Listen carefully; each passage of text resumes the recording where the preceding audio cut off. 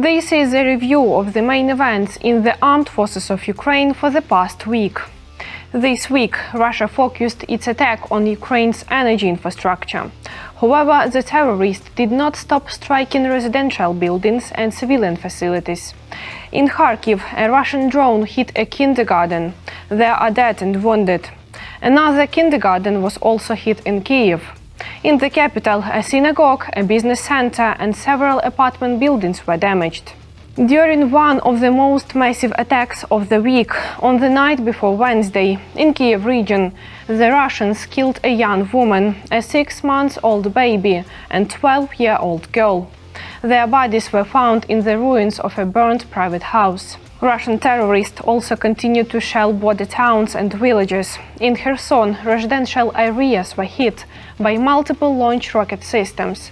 Many people were killed and wounded. In Chernihiv region was also under Russian fire. Heating and energy facilities were damaged there. The protection of Ukraine's energy facilities from air attacks was one of the main topics at the Supreme Commander-in-Chief staff meeting held this week by President Volodymyr Zelensky.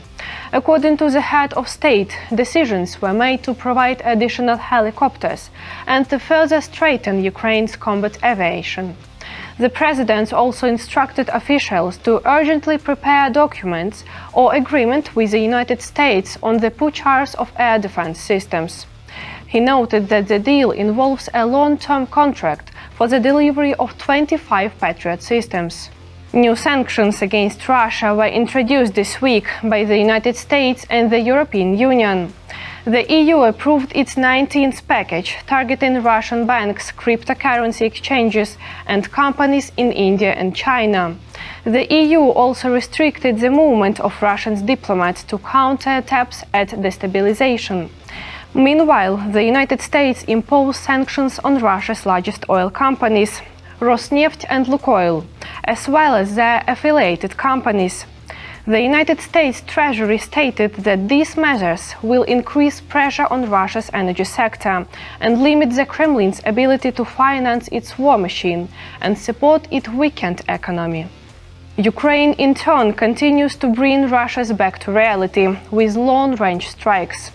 After a report from Commander-in-Chief Alexander Syrsky, President Volodymyr Zelensky announced that Ukraine is preparing new steps on the front line and responses to every Russian attack. He emphasizes the increased range and accuracy of Ukraine's deep strikes. And indeed, regular reports from the General Staff confirm new successful hits. This week, Ukraine's defense forces struck multiple targets: the Novokuybyshev oil refinery in the Samara region, the Orenburg gas precision plant, a fuel and lubricant depot in the temporarily occupied Berdyansk, the Makhachkala oil refinery in the Republic of Dagestan, and the Ryazan oil refinery. Also hit the Soransk mechanical plant in Mordovia, which produced ammunition, and the Bryansk chemical plant, a facility manufacturing explosive and rocket fuel components used to attack Ukraine. It was hit by Storm Shadow air-launched missiles, which Russian air defense failed to intercept. And finally, the Verkhovna Rada of Ukraine extended martial law and general mobilization for another 3 months. They will remain in effect at least until February 3, 2026. According to the law, the president must submit corresponding proposals to parliament every 3 months. We Will Prevail, produced by the main communications directorate of the Armed Forces of Ukraine. Glory to Ukraine!